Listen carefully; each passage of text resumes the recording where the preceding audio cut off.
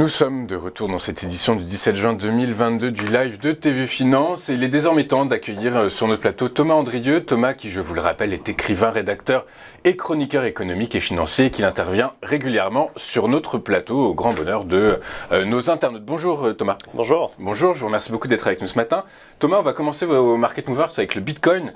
Le Bitcoin qui pour de nombreux analystes et traders devrait poursuivre sa baisse. Qu'est-ce que vous en pensez ? On a fait 70% depuis les plus hauts, donc c'est un peu tard pour dire que le marché est baissier finalement. C'est-à-dire qu'il est probable qu'on ait fait la majorité de la baisse, ou en tout cas, c'est un peu tard pour se positionner à la baisse. C'est la moindre des choses qu'on pourra dire. D'accord, donc ça veut dire que là, les 20 000 euros, c'est un support qui ne sera pas franchi à la baisse. Ah si, il peut être bien sûr évidemment franchi à la baisse, mais ce support des 20 000, j'aimerais insister sur son importance symbolique et technique. Dans la semaine, j'ai fait un article pour CoinTribune en utilisant en cyclicité la méthodologie de Hurst. C'est peu utilisé par les analystes, mais c'est extrêmement pertinent parce que c'est assez complexe. Et l'objectif qui ressortait avec cette méthodologie, c'était un objectif à 22 200 $. On l'a rapidement atteint. Et l'objectif extrême qui était envisageable, c'était les 20 100 $. Donc ça, c'est un objectif cyclique. Ensuite, on a un objectif qui est avec cette figure de rounding bottom qu'on a faite au courant de fin mai, début juin. C'est-à-dire une figure de demi-cercle en sommet, en fait. Et même chose, l'objectif de cette figure tombait à peu près à 20 000 $. Ensuite, 20 000 $, 19 500 pour être exact, c'est le sommet de 2017. Donc on est vraiment à la fois symboliquement sur un niveau clé et techniquement aussi sur un niveau clé. La partie en jaune que l'on voit sur le graphique, c'est mon fameux cycle de 3,14 mois qui est un cycle baissier en général. Et il a bien marché effectivement puisqu'il s'est fin mai, effectivement, on a commencé à enclencher une phase de baisse très marquée en partant des 40 000 $.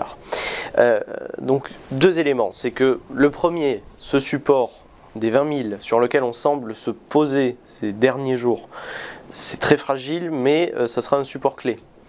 En dessous, on a 19 500. Dans ce cas-là, on pourrait se dire, on est toujours proche des 20 000, on peut rester plus ou moins, on évite d'être alarmiste, mais le seuil où on pourrait devenir très alarmiste, c'est celui des 17 000, parce que à ce niveau-là, ça remettrait en cause l'évolution à long terme du marché et donc on pourrait s'attendre évidemment à un rebond dans le futur, mais qui pourrait être moindre par rapport à une phase effectivement très haussière. Et donc je pense qu'on aura la réponse dans les prochaines semaines, d'ici la fin de l'été notamment. Ça concorde en termes de cyclicité avec aussi la cyclicité des actions. On aura une réponse d'ici là. On n'a aucun signal d'achat pour l'instant, j'insiste là-dessus, mais ce seront des supports majeurs à surveiller. Et attention pour les analystes qui disent c'est extrêmement baissier, on va tout shorter, c'est éventuellement, mais c'est un peu tard. Il y a des indices. Est-ce que c'est tard ou non ? On se rend compte que finalement la Réserve fédérale augmente ses taux, le Bitcoin baisse. Jérôme Powell a annoncé qu'il allait continuer à resserrer la vis.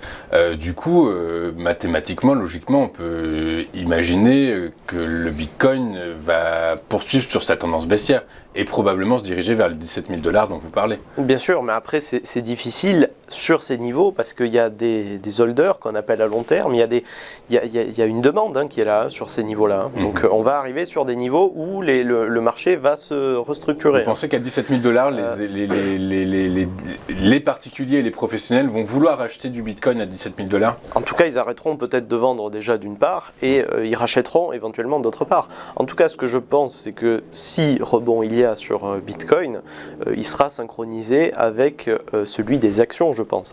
Donc c'est pour ça qu'il va falloir quelques semaines, quelques mois, parce que c'est une baisse tellement violente que un signal d'achat, il mettra des semaines, des mois à se construire. Donc on le verra, je pense, d'ici là.